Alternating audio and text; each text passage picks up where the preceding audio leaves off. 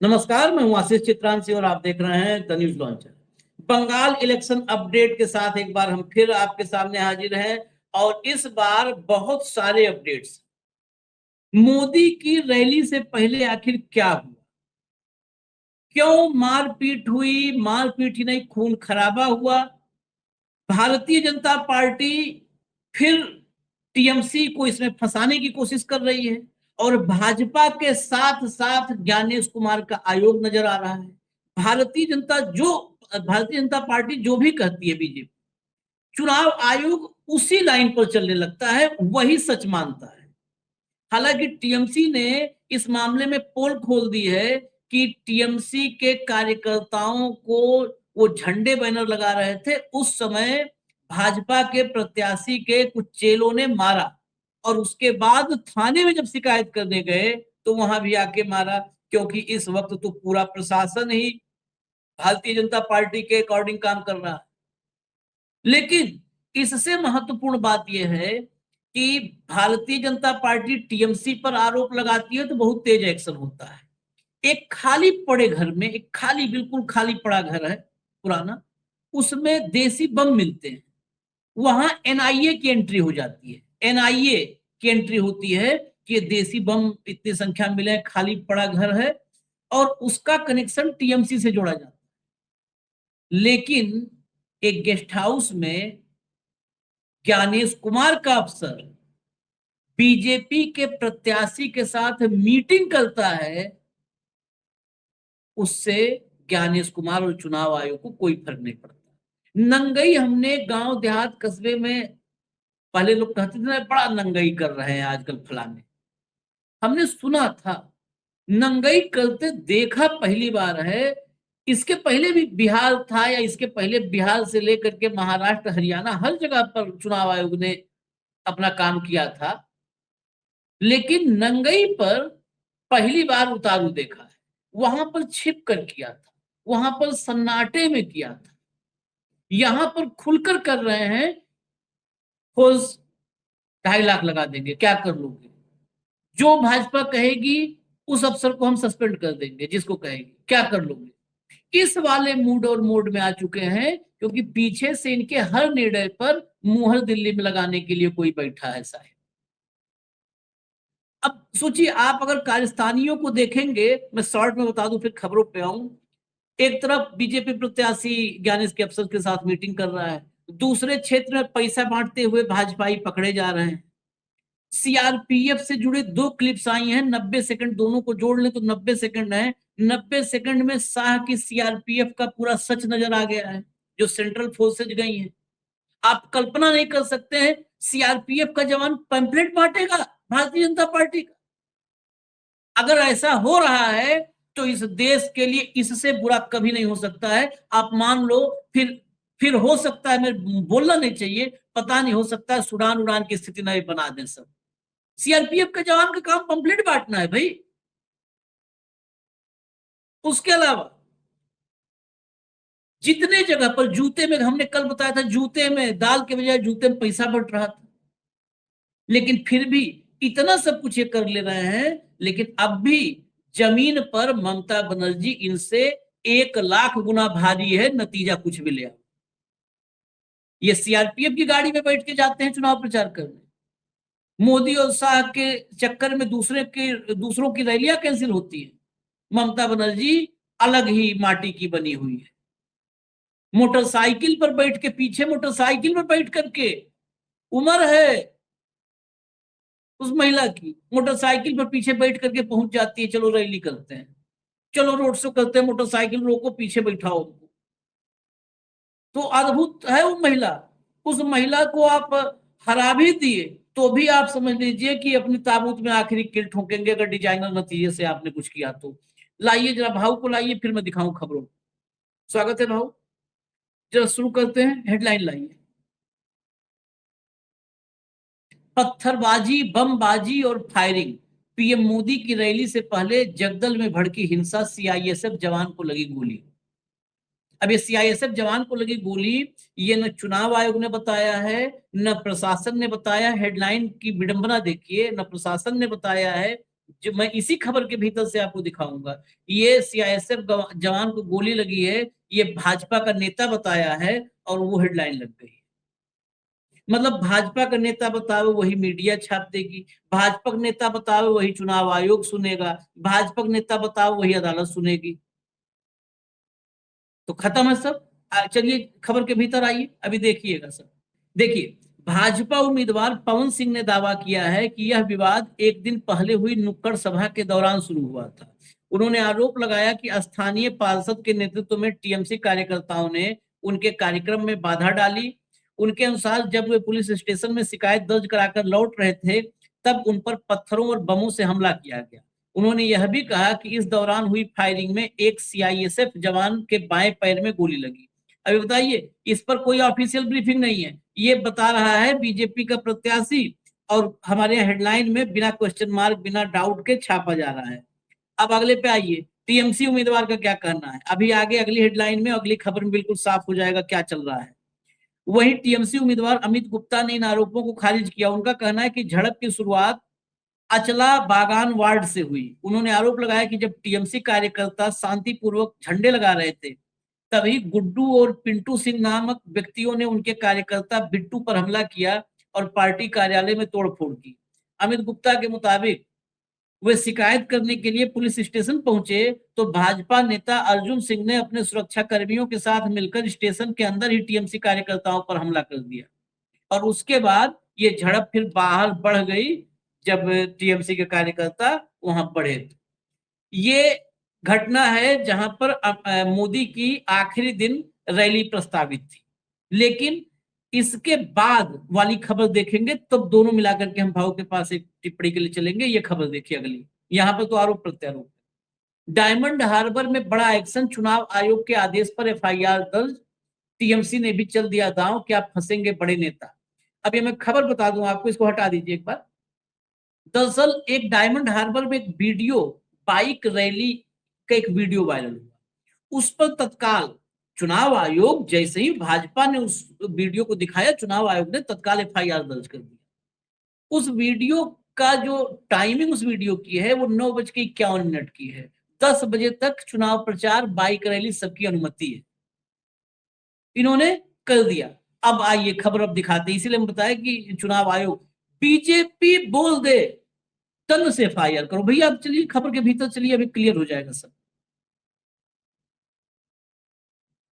TMC ने वो bike rally वाले मसले पर इन आरोपों को खारिज करते हुए कहा कि चुनाव प्रचार के लिए रात 10 बजे तक की अनुमति है, और जिस बाइक रैली की बात की जा रही है वह रात करीब 9:51, 9:52 पर हुई थी। पार्टी के अनुसार रैली के दौरान कोई भड़काऊ नारे नहीं लगाए गए, बल्कि सिर्फ जय बांग्ला के नारे लगाए गए, जिन्हें लेकर विवाद खड़ा किया जा रहा है। आगे चलिए। इसके अलावा पार्टी ने भारतीय चुनाव आयोग से यह भी सवाल किया कि उस पुलिस ऑब्जर्वर पर क्या कार्रवाई की गई जिसे डायमंड हार्बर के एक होटल में कथित तौर पर भाजपा के उम्मीदवार के साथ मुलाकात करते हुए देखा गया था, उस पर क्या कार्रवाई हुई। उस पर कोई कार्रवाई नहीं, उस पर कैसे होगी कार्रवाई। आगे चलिए जरा, आगे चलिए। इसके साथ ही टीएमसी ने आरोप लगाया कि मंदिर बाजार इलाके में बीजेपी कार्यकर्ताओं को पैसे बांटने के मामले में गिरफ्तार किया गया है, और इसी पृष्ठभूमि में डायमंड हार्बर में की गई कार्रवाई को देखा जाना चाहिए। पार्टी ने चुनाव आयोग पर पक्षपात का आरोप लगाते हुए कहा कि यह कदम बीजेपी को फायदा पहुंचाने की कोशिश का हिस्सा है। हालांकि टीएमसी का दावा है कि 4 मई को मतगणना के दिन जनता का फैसला सब कुछ साफ कर देगा। अब मैं ये पहला जो हिस्सा है ना, ये खबर ही सबसे बोरिंग आपको लग रही होगी, इसके बाद भी रोचक खबरें आएंगी, लेकिन इसमें जरा टीएमसी की तरफ से रिएक्शन भी आया है, जो बाइट ऑफिशियल आई है वो भी मैं आपको सुनवा दूं। सुनवाइए भैया। After the first phase, Trinamool Congress has scored a century. Trinamool Congress is forming the government again in West Bengal, and Mamata Banerjee is coming again and taking oath as the 4th consecutive term Chief Minister of West Bengal. And as a result of this, BJP is panicking, BJP is rattled, and Election Commission, which is now BJP's agent, which is working as a part of the BJP, is trying to provide some oxygen to BJP to survive. And they are using the fourth pillar of the constitution, the media, to do their nasty hit job. They are peddling videos and using the media to somehow give some political mileage to the BJP, and it is done by the Election Commission of India. There is a video that has been circulated in the public domain that in Diamond Harbour, some people were on motorbikes riding and they are giving slogans of Joy Bangla. What is wrong in this? Is riding a bike illegal? Is giving Joy Bangla slogan illegal? Is campaigning for Trinamool Congress illegal? And this video was at 9:51, 9:52 p.m. As per the rules of the Election Commission of India, any party supporter can campaign for their party till 10 p.m. So it was legal, it was innocent, and it was a political campaign as per the law set by the Election Commission. Then why this narrative? How low will Election Commission go to give BJP oxygen? Election Commission is trying desperately to save BJP from political obscurity in Bengal, but they will not be able to do that. But our questions are, on behalf of Trinamool Congress, I want to ask that what actions Election Commission has taken against the police observer who was doing secret meetings with BJP candidates in Hotel Chagorika? What action has the Election Commission taken? There are videos in social media where on-duty police officers are roaming inside the Election Commission office. Why? I want to ask that when bags of cash were seized in Mandir Bazar area, which were used by the BJP to purchase votes, and they were caught by efficient police officers, why officers were given notices? Additional SP, IC Diamond Harbour, IC Phalta, OC Usti, everybody has been given notices. Why? To give oxygen to the BJP, because they know they are going to lose not only badly, they are going to lose miserably. Let me say this without mincing my words. And let me say this to Ganesh Kumar clearly. It is the Election Commission of India. It is not the Election Commission of Government of India. Ganesh Kumar has understood that after 4th of May, when the ballots will open, he will not be in his position, he will lose his job, and probably his family members also will lose their plum postings. And as a result, out of desperation, out of panic, they are trying to do this illicit activities using the media to create a fear psychosis, to do a political campaign against, a negative political campaign against Trinamool Congress. सुना आपने भाव ना, इसीलिए मैंने सुनवाया। 2.5 minute के आसपास था, लेकिन पूरा मतलब ज्ञानेश कुमार अगर इसके सुनने के बाद भी मुंह दिखाए तो फिर समझ लो आप कि वो भाजपा ज्वाइन करने की काबिलियत उसकी हो चुकी है। बेशरम, पैसे पकड़े जिन पुलिस अधिकारियों ने, उनको नोटिस जारी कर दिया, बक्सा पकड़ाया है केस का। होटल का नाम बता रहे हैं ये भाई साहब, होटल का नाम, जिस होटल में बीजेपी कैंडिडेट ऑब्जर्वर के साथ मिल रहा है, कोई एक्शन नहीं है। जिन अफसरों की ड्यूटी फील्ड में है, वो अफसर चुनाव आयोग में के दफ्तर में घूम रहे हैं, क्या इंस्ट्रक्शन लेने जाते हैं? और बता रहा है कि बाइक रैली पर मुकदमा, बाइक रैली 9:50 पर, उस पर मुकदमा। खाली घर में बम मिले, उसमें भी टीएमसी ने कहा है कि खुद रखवा करके प्लांट करवाए हैं, क्योंकि इनके पास कुछ नहीं है। खाली घर में बम मिला, एनआईए एक्टिव हो गई, देसी बम मिला था, एनआईए। ये चुनाव हो रहा है भाव, ये चुनाव है क्या? चुनाव तो इसे मैं नहीं मानता। देखिए आशीष जी, हम तो पहले दिन से कह रहे हैं कि चुनाव, ममता बनर्जी बीजेपी के खिलाफ चुनाव नहीं लड़ रही है। ममता बनर्जी चुनाव आयोग के खिलाफ चुनाव लड़ रही है। ममता बनर्जी न्यायपालिका के खिलाफ चुनाव लड़ रही है, क्योंकि न्यायपालिका ने जितना भी, मतलब बताइए आप, बाइक पे आप बैन लगा देंगे? और यहां न्यायपालिका बोल रहा हूं तो मैं हाईकोर्ट के कुछ जजेस नहीं बोल रहा हूं। चुनाव आयोग में भी कुछ ईमानदार लोग बचे होंगे जो बेचारे बहुत परेशानी में होंगे। न्यायपालिका में भी कुछ बचे हुए जजेस हैं जो न्यायप्रिय है, उनका भी सफोकेशन हो रहा है। मैं सर्वोच्च न्यायालय की बात कर रहा हूं, वहां लड़ रही है ईडी, सीबीआई, इनकम टैक्स से लड़ रही है। बीजेपी कहां है? ये बीजेपी के टूलकिट से जो काम कर रहे हैं, बीजेपी तो बस धन मुहैया करवा रही है, थैला खोल दिया है, और सपने बेचने वाली का ड्रीम सेलर पॉलिटिक्स का मनमोहन देसाई, उसको उतार दिया मार्केट में। और इसीलिए दीदी के आप सारे भाषण सुनिए, वो बार बार कह रही है कि हम कल का एक आपने भाषण सुनाया था जिसमें दीदी चलते हुए बोल रही थी कि हम किससे लड़ रहे हैं भाई, ईडी, सीबीआई, इनकम टैक्स, चुनाव आयोग। क्या एक देश की तीसरी बड़ी पार्टी पार्लियामेंट में, तीसरी या चौथी, उसको गेट आउट कहा जाता है चुनाव आयोग द्वारा? इसी बंगाल में 31 लाख लोग, 34 लाख लोग मतदान से वंचित हुए और न्यायपालिका कहती कि अगली बार डाल देना। तो उनके कस्टोडियन कौन, हु विल, किसकी जवाबदेही तय होनी चाहिए? क्यों एसआईआर जो बिहार में है और बंगाल में है अलग अलग है? क्यों, किस लिए? तो ऐसे कई सवाल हैं आशीष, जो वक्ता ने अभी कहा इसमें क्या गलत कहा उसने? बीजेपी कंप्लेंट करे तो तुरंत एक्शन होती है, उसका सत्यापन भी नहीं होता। और तृणमूल कांग्रेस यदि कोई कंप्लेंट करे तो उसका कोई नहीं। प्रधानमंत्री ने जो कहा राष्ट्र के संबोधन में, उसके खिलाफ कांग्रेस ने एप्लीकेशन दी चुनाव आयोग को, चुनाव आयोग ने उसमें कोई कॉग्निजेंस नहीं लिया और खरगे के एक वक्तव्य पे नोटिस इशू किया। दिन भर ये भाजपाई सबको आतंकी बताते हैं तो नहीं होता है, दिन भर ये आतंकी सबको बताते हैं। वो मंत्री है एक रघुराज सिंह यूपी में, उसके बयान हाँ, सुन लीजिए आप, तो उस पर यूएपीए लग जाए। बिल्कुल।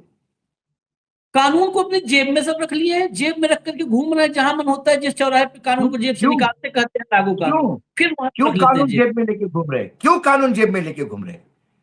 क्योंकि जब न्यायपालिका इनके दरबार में मुजरा कर रही है तो कानून इनकी जेब में चला गया। नहीं तो यही न्यायपालिका थी ना जिन्होंने इंदिरा गांधी को भी आंखें दिखाई थी। समय समय पे न्यायपालिका ने अपने तेवर नहीं दिखाए, क्योंकि न्यायपालिका चाहती थी कि सामान्य इंसान का अपने देश के संविधान में विश्वास बना रहे। न्यायपालिका क्या हो गई? न्यायपालिका एक की जज आग स्थिति दिखाता है, बोलता है संविधान से देश नहीं चलेगा, बहुसंख्यक विचारों से देश चलेगा। वो रिटायर्ड होता है लेकिन इस पे एक्शन नहीं हो पाती। कोलिजियम भी बोलता है एक्शन लो, तो बोलता है जा मैं नहीं, माफी मांगता, मैं जो बनता सो कर लो तुमसे। क्या असहाय हो कि न्यायपालिका देख रही थी? क्या थी ऐसी असहायता? क्या थी? क्या पार्लियामेंट में मेंबर ऑफ पार्लियामेंट इस बात को मानते हैं? क्या संसद इस बात को मानती है? सरकार इस बात को मानती है कि ये देश संविधान से नहीं बहुसंख्यकवाद से चलेगा? मानती है तो माने ना, कम से कम चौड़ा होके कहे। नहीं मानते संविधान को।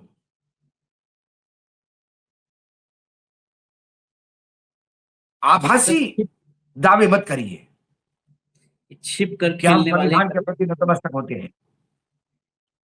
खुल के कभी नहीं आएंगे, सब छिप के करने वाले हैं। और न्यायपालिका को सोचना चाहिए। मैं एक उदाहरण दे देता हूँ 30 सेकंड में, जब आपने न्यायपालिका की तरफ शिफ्ट ही कर दिया है।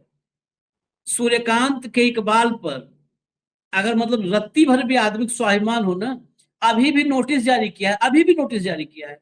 एक प्रेग्नेंट महिला थी, गर्भवती मुस्लिम महिला, दिल्ली में रहती थी, बांग्ला बोलती थी। पुलिस ने उसको उठाया कि बांग्लादेशी है और बांग्लादेश डिपोर्ट कर दिया, बांग्लादेश डिपोर्ट कर दिया। उसका परिवार 1952 से, उसके माता पिता 1952 से बंगाल में थे। उनकी खेत बाड़ी जमीन जायदाद सब, वो सारा कागज लेकर के आए कोलकाता हाई कोर्ट में। कलकत्ता हाई कोर्ट ने तत्काल आदेश दिया, देखा कोलकाता हाई कोर्ट चौंक गया, कहा कि बताओ बांग्ला बोलना बांग्लादेशी हो गया, कैसे भेज दिया? तुरंत लेकर के आओ, तुरंत लेकर के आओ। ये इसका खेत बाड़ी जमीन जायदाद सब यहाँ पे है 1952 से, और तुमने भेज दिया। और प्रेगनेंसी में मानवीय पहलू भी दरकिनार किया और कानूनी पहलू तो धज्जियां उड़ा रखे हो। केंद्र सरकार हाई कोर्ट का आदेश नहीं मानी, उसके खिलाफ आई सुप्रीम कोर्ट कि हम नहीं लाएंगे, उसके खिलाफ आई सुप्रीम कोर्ट। सुप्रीम कोर्ट में सूर्यकांत के पास जब देखा तो ऐसे ब्लैक एंड व्हाइट मामले में क्या कर सकते हो आप? और ऐसा भी नहीं था कि सरकार गिरनी थी, वहां पर होता तो कुछ मान लो और भी एक्स्ट्रा एफर्ट करता कोई। ब्लैक एंड व्हाइट मामला है, खेत बाड़ी जमीन जायदाद पीढ़ियां पुश्ते। सुप्रीम कोर्ट ने भी आदेश किया सूर्यकांत ने कि उसको वापस लाइए। दिसंबर 25 में आदेश हुआ था, आज तक नहीं लाए। बार बार सुनवाई होती है और बार बार सूर्यकांत कहते हैं अरे मान लो भैया आदेश, सरकार मान लो आदेश, ले आओ वापस। नहीं लाई। इस बार सूर्यकांत ने कहा हम आखिरी बार कह रहे हैं, नहीं तो अब आप ले आओ, नहीं तो हम अगली बार क्या, अगली बार ये नहीं कि कटघरे में खड़ा करेंगे, अगली बार हम अंतिम सुनवाई करेंगे। तो अंतिम सुनवाई में आप क्या करोगे? आप तो लाओगे नहीं, अंतिम सुनवाई में यही कहोगे ना कि हम फैसला देते हैं, नहीं मानेंगे। दिए हुए निर्णय मनवाने के लिए सुनवाई होती है, ये दंतहीन न्यायपालिका बोलते हैं। क्योंकि मैं अभी भी संविधान को मानता हूं आशीष, इसलिए मैं कुछ शब्दों का उपयोग नहीं कर रहा। मैं डर के मारे नहीं, मैं दर्शकों को बता रहा हूं, मैं उन्हें नपुंसक बोलने में डर नहीं रहा हूं, कुछ नहीं, लेकिन संविधान में मैं विश्वास रखता हूं। मेरे संविधान का अपमान होगा यदि मैं इनको नपुंसक कहूंगा तो। इसलिए मैं कहता हूं, अमित शाह गृह मंत्रालय बाहर किया था ना, होम मिनिस्ट्री में आता है, अमित शाह को कटघरे में सुप्रीम कोर्ट के होना चाहिए था, लेकिन सीजेआई की हिम्मत नहीं है, उसकी रीढ़ नहीं है, उसमें इतना साहस नहीं है कि अपने आदेश को इंप्लीमेंट करवा पाए। गिड़गिड़ा रहा है अब आखिरी बार ले आओ, और यकीन है कि नहीं लाएंगे। सब हो सकता है बहुत आखिर में हो अंदर से कि यार इज्जत की बात है, ले आओ, तो हो सकता है ले आए एहसान करके। बताइए आप। चलिए नहीं, रिपोर्ट दे देंगे कि वो जीवित नहीं है। क्या करें, रिपोर्ट दे देंगे। नहीं मिल रही अभी बांग्लादेश में, बांग्लादेश के हाई कमीशन को लिखा है। इनको वो महिला लाने में तकलीफ है, इनको अमेरिका का आया हुआ वारंट अपने दामाद, अपने बेटे, अपने भगवान, सरकार का भगवान है वो, गौतम अडानी के खिलाफ एग्जीक्यूट करने में नानी याद आ जाती है। नहीं तो पवन खेड़ा को प्लेन से उतारा जाता है। अमेरिका के सामने ये सरकार नामर्द बनती है, अमेरिका सरकार के सामने न्यायपालिका, अमेरिका के सामने तो इन सबकी घिक्की बच जाती है, मुंह में आवाजें नहीं, चोक हो जाता है गला। अगली खबर पर आइए, खबर पे आइए। थोड़ा विषयांतर, लेकिन विषय अब बंगाल का है तो उसी पर हम थे। चलिए अगली खबर लाइए, खबर लाइए। আপনারা দেখতে পাচ্ছেন, এই যে দেখতে পাচ্ছেন গ্রামের মধ্যে ঢুকে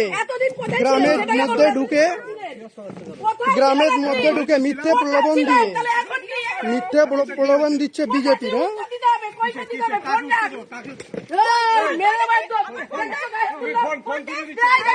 হ্যাঁ করেছি ভিডিও, গায়ে দিয়ে এই যে এখানে এই যে দেখতে পাচ্ছেন এখানে ये महमूदपुर है। महमूदपुर में भाजपा कार्यकर्ता, सोचिए मतदान सेकंड फेज का होने वाला है, यहाँ पर ये अन्नपूर्णा भंडार फॉर्म भरवाते हुए पकड़े गए हैं।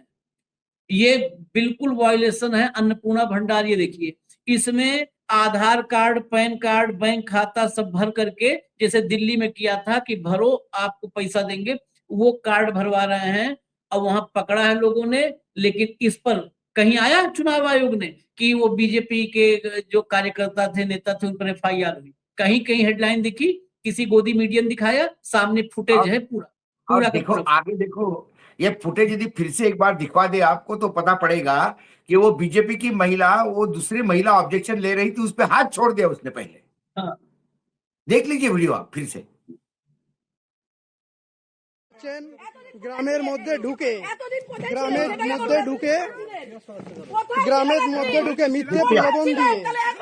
মিথ্যে প্রলোভন দিচ্ছে বিজেপি।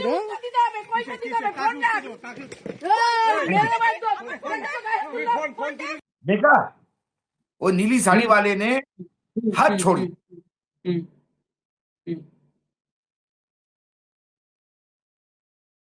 और कल इसको लेके यदि तृणमूल कांग्रेस आक्रामक होंगे तो फिर अमित शाह जी कहते हैं कि ये तृणमूल कांग्रेस के गुंडे हैं।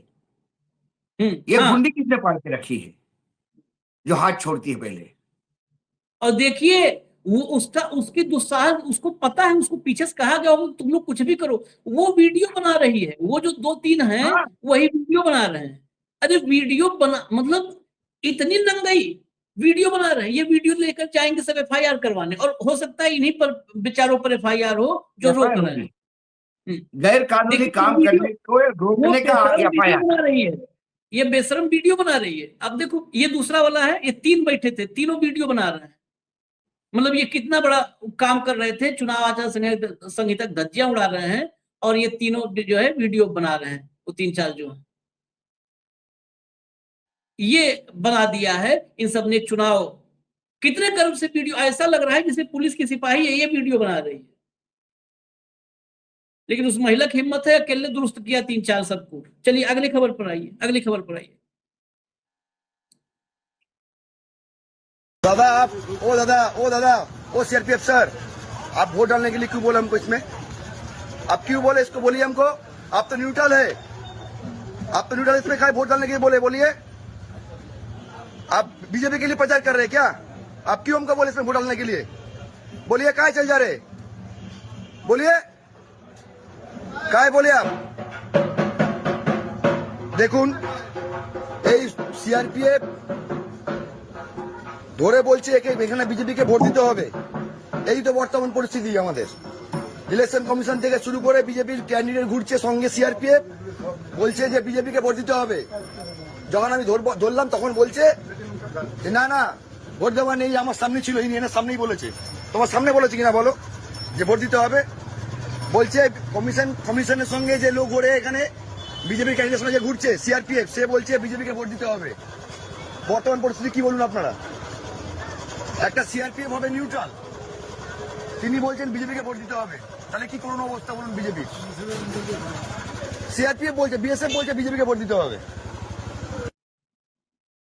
देखिए सीआरपीएफ का जवान पैम्पलेट वो बांट है, रहा है, बोल रहा है वो है, बीजेपी को वोट दो। हाँ, वो पंपलेट वो पीछे करके, बंगाल में तो एक बात तो है, हिम्मत पीछे वो सीआरपीएफ भाई साहब, वो सीआरपीएफ भैया। मैं बता रहा हूं, मुझे भारतीय जनता पार्टी के बैंकरप्सी पे, दिवालियापन पे अब तरस आने लगा है। अरे थू है इन पे, बंगाल थू में है, चुनाव कुत्ते लड़ते के हैं, लिए भी ये तरस जगह है। इनके पास प्रचार के लिए लोग नहीं है, थू है इनकी, जो पैरामिलिट्री फोर्सेस को पंपलेट बंटवा रहे हैं अपने से। इससे ज्यादा गई गुजरी स्थिति एक राजनीतिक दल की क्या हो सकती है? लेकिन देश के लिए बहुत खतरनाक है भाऊ, इस पर बोलिए जरा। नहीं, देश के मुझे मैंने क्या कहा, और इसके ये क्यों करना चाहते हैं? ये इसलिए करना चाहते हैं कि ये जनमत से, जनादेश से चुनाव पे सत्ता नहीं लेना चाहते। जनादेश का कोई मतलब ही नहीं इनको, इनको आदेश से सत्ता चाहिए। सीआरपीएफ को आदेश दिया, सत्ता हाथ में आ गई। पुलिस को आदेश दिया, पुलिस अपने बलबूते पे चल रही है। चुनाव आयोग को आदेश दिया, चुनाव आयोग सारी नंगाई करवा रहा है। ये आदेश पे सरकार चला रही है, सत्ता में आना चाहती है, जनादेश से नहीं। इनको जन से कोई लेना देना नहीं, इसलिए ये वर्कर लाने पे भी मेहनत नहीं करते। कौन वर्कर जुटाएगा, ये करेगा? अपने इतने सारे फोर्सेस तो है, खुले घूमते हैं, उनको अधिकार है। सही कहा था मुझे शरद पवार जी ने, सवाल पैसे का नहीं है, पैसे के मूवमेंट का है। चुनाव में हमारा कैंडिडेट कोई पैसे निकाल के ले जाएगा गाड़ी में से, 10 पुलिस छापे मारेगी उसको, ईडी सीबीआई सब पहुंच जाएगी, और सत्ता पक्ष का पैसा पुलिस के प्रोटेक्शन में निकल जाएगा। नंगाई देखिए, और यही हुआ। यूं ही नहीं, कारपोरेशन के चुनाव में 1500 रुपए एक वोट के दिए जाते हैं, 15,000 वोट, एक वोट के 15,000 रुपए कारपोरेशन के चुनाव में। कहां से आता इतना पैसा? कहां चुनाव आयोग है तब? कहां गई पुलिस? और ये पिंपरी चिंचवड़ में तो कौन लड़ रहा था? अजित पवार वर्सेस बीजेपी, दोनों एनडीए के गठबंधन थे।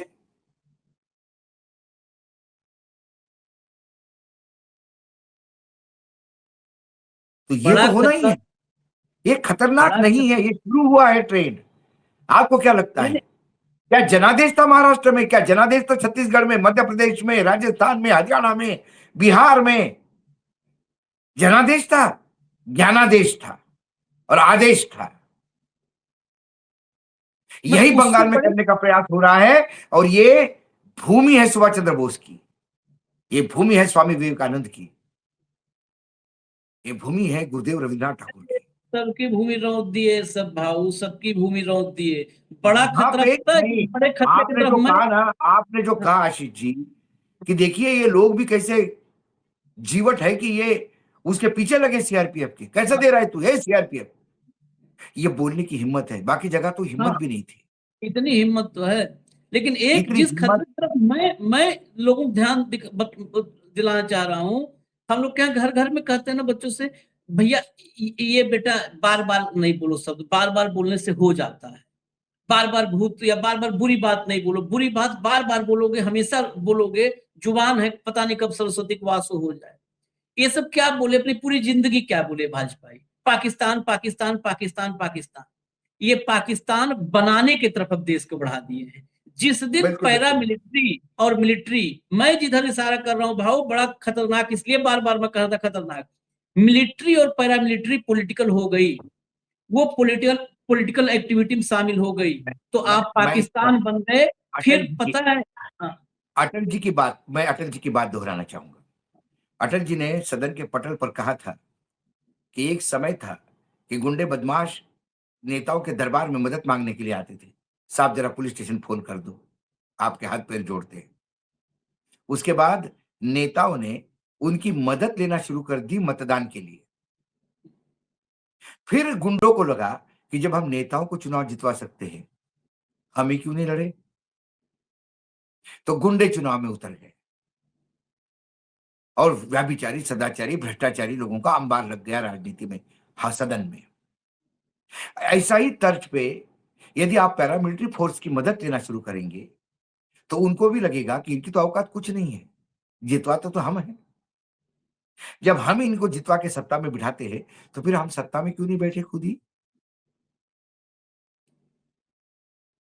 ये बहुत इसीलिए दिन से आशीष जी जो आप कह रहे हैं ये बहुत भयानक, ये भयानक राजनीति में, खासकर ऑपरेशन सिंदूर के बाद जिस जैसा पॉलिटिकलाइजेशन इंडियन आर्मी का हो रहा था, आर्मी के अधिकारी नेताओं जैसी बात करने लगे थे, वो एक रिस्की ट्रेंड था। और ये पैरामिलिट्री फोर्स का ऐसा उपयोग करना, दुरुपयोग करना, ये इन्विटेशन है, ये तो चले जाएंगे 10-15 साल के बाद। तो उम्र भी होती है इंसान की, अपने आप को भले ही आप नॉन बायोलॉजिकल समझो, लेकिन हो तो बायोलॉजिकली ही, तुम्हारे कहने से क्या होता है। उसके बाद क्या होगा, ये जो ट्रेंड आप शुरू कर दे हैं, ये जो बक्सा भानुमति का कुनबा जो पिटारा जो खोल रहे हो, उसकी परिणति क्या होगी, आने वाली पीढ़ी को कैसा भुगतना पड़ेगा, और क्या लोकतंत्र और जनतंत्र ये सिर्फ once upon a time long long go जैसा हो जाएगा। एक समय था भारत में, सदियों पहले लोकतंत्र हुआ करता था। पाकिस्तान बनना है ना, पाकिस्तान से ही तो कंपेरिजन है ना इन सबका। ये पाकिस्तान ही बनाने आए थे सर, और उसी दिशा में बढ़ रहे हैं। ये जो सेना और अर्धसैनिक बल दोनों पॉलिटिकल वो बना रहे हैं, स्वरूप दे रहे हैं, इसका बहुत खतरनाक वो होगा। और जिस दिन ये, अभी से नहीं, आपने कहा सही कि ऑपरेशन सिंदूर के बाद से ही, जिस दिन ये सेना और अर्धसैनिक बल पूरी तरह पॉलिटिकल हो गए, उस दिन आप समझ लीजिए सब खत्म।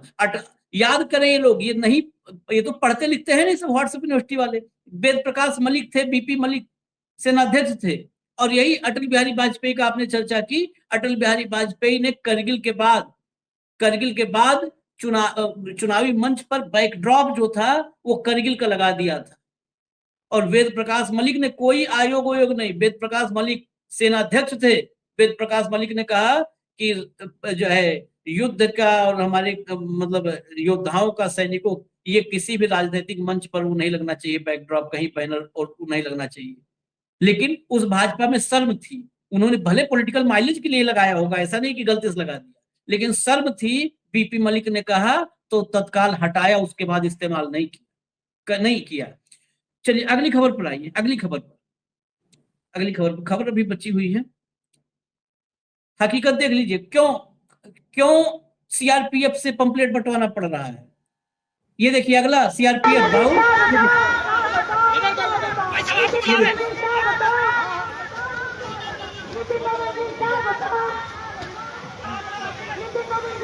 सीआरपीएफ की गाड़ी है। किसमें चुनाव प्रचार कर रहा है नितिन नवीन? देखो अभी तो आप एक देखे थे ना, ये देखो कैसी अनुमति, कौन सा प्रावधान, नितिन नवीन को सीआरपीएफ की गाड़ी में चुनाव प्रचार की अनुमति क्यों, कैसे मिली, क्यों मिली, ऐसी कौन सी आपातकालीन परिस्थिति है, सीआरपीएफ की गाड़ी है। बिल्कुल बिल्कुल, तो दिख रही है पूरी जालियां लगी हुई है। हाँ, ये पूरा प्राइवेट वो व्हीकल नहीं, ऊपर लाल, ऊपर दिया लगा हुआ है, ऊपर अनाउंसमेंट का गाड़ी बोर्ड है, लगा हुआ है। बख्तरबंद है, हाँ हाँ, बख्तरबंद गाड़ी में चुनाव प्रचार करवाया जा रहा है। देखिए ये देख लीजिए क्या हो रहा है, खाली एक वो नहीं था, ये दूसरा इसलिए लाए, और ये सब क्यों करवाना पड़ रहा है, उसकी वजह भी अगले वीडियो में, अगले खबर में आएगा। अगली खबर लाइए, अगली खबर लाइए, इसमें सब साफ हो जाएगा ये नौबत क्यों आई है, क्यों करना पड़ रहा है। दिखाओ भैया, ये देखिए किस लिए करना पड़ रहा है। ये अमित शाह की रैली है, ये अमित शाह की रैली है, किसी और की नहीं है। देश के भावी प्रधानमंत्री, पीएम इन वेटिंग। देखिए कुर्सियां खुली ही नहीं है, बहुत कुर्सियां खुली नहीं है, जो खुली हैं वो खाली हैं। ये जमालपुर पूरब वर्धमान का, ये देखिए पूरी की पूरी कुर्सियां खाली हैं। पूर्व वर्धमान जो है, पूर्वी वर्धमान, वहां जमालपुर है, जमालपुर में ये अमित शाह की रैली है, अमित शाह की रैली की विजुअल है, देख लीजिए। जहां कुर्सियां खाली होंगी भाऊ, यही कुर्सियां बता रही है सीआरपीएफ की जरूरत क्यों पड़ी।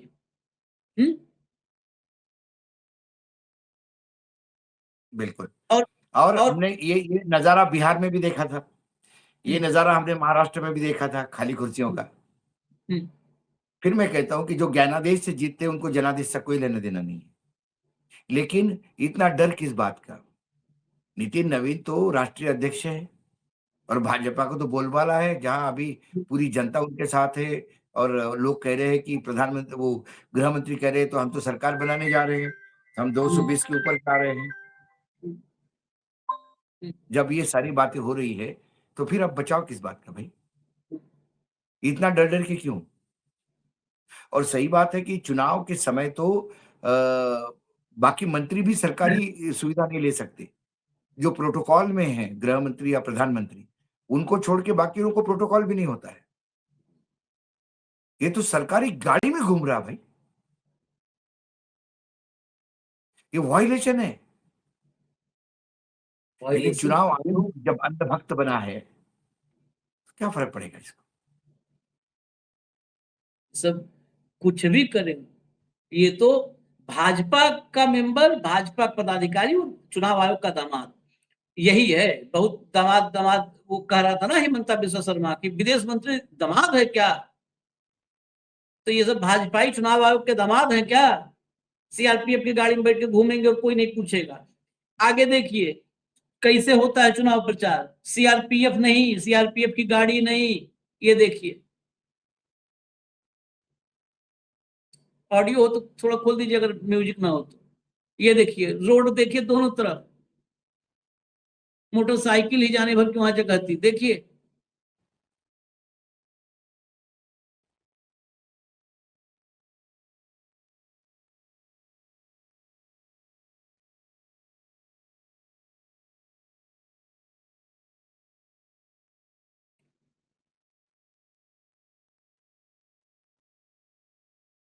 यहाँ पर कंजेस्टेड हो गया बिल्कुल, उधर तो खुला रास्ता था, इसी कंजेस्टेड में पूरा बाइक से, इधर तो खुला हुआ है लेकिन आगे पूरा कंजेस्टेड है। चलिए आखिर में, आखिरी टिप्पणी से पहले फिर सायोनी घोष को सुनवाएंगे आज, कल भी सुनवाया था, सुनिए अच्छा लगेगा। आखिरी टिप्पणी इसी के बाद होगी, सुनवाइए। इलेक्शन के पहले आप उड़ के आते हैं और मीठी मीठी बातें बोलते हैं, पूरा साल आप इन लोगों को ढूंढ नहीं पाओगे, कहीं दिखेंगे नहीं है। इलेक्शन के पहले हर घर जाएंगे और जाके बोलेंगे ये दिल तुम बिन लगता नहीं, हम क्या करें, तुम ही ये हो अब ए जाने वफा।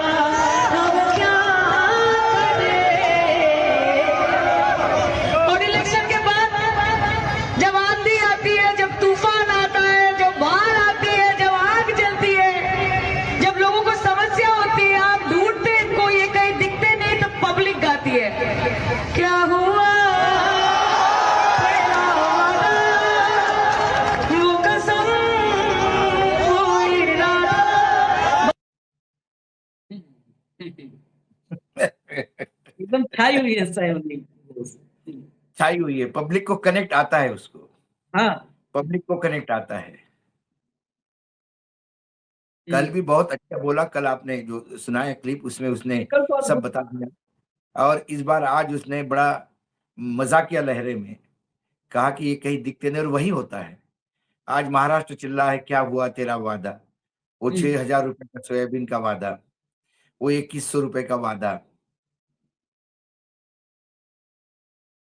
दिल्ली में जब 2,500 का जब अजीत दादा को पूछा तो अजीत दादा कहते कि ए दादा दादा का, वहां भीड़ थी, वो लोग दादा दादा दादा लोग पूछ रहे थे, दादा ये कैसा हुआ, दादा इसका क्या होगा, दादा उसका क्या होगा, दादा दादा दादा। बोले क्या रे दादा, आधा मादा दादा पादा चढ़ो।